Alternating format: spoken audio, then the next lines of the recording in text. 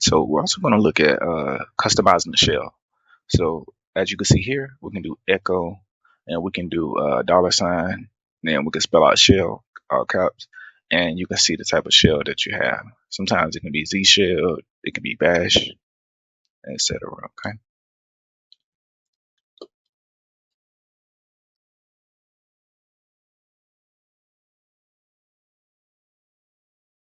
So in this Ubuntu system, I do not have Z shell installed. So I do sudo apt install Z shell, so I can install it.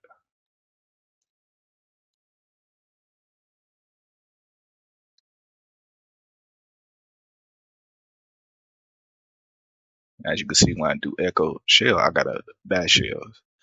Let's try Z shell. So we don't have it installed, so we'll do it app install. And as you can see, it's going to say it could not open the lock file because we don't have root privileges or admin privileges. So we'll do sudo app install Z shell. And as we can see, we can get it.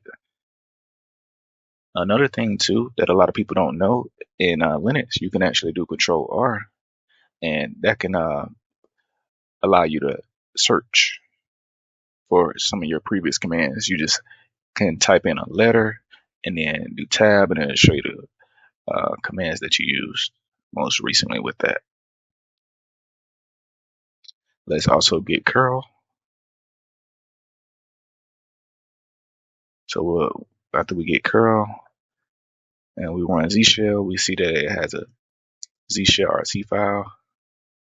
We can open that with vim. Let's curl and get this antigen.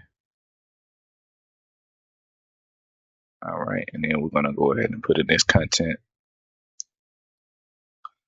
So it's a plugin manager, and we'll go ahead and copy and paste this information so it can build it for us. And we'll add Docker, and we'll add a couple more things.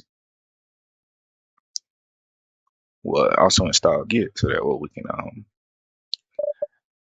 get this. And as you can see, the shell that we're in looks neat. We have an arrow, we have a tilde. We can see a lot of things here. Let's look at this one.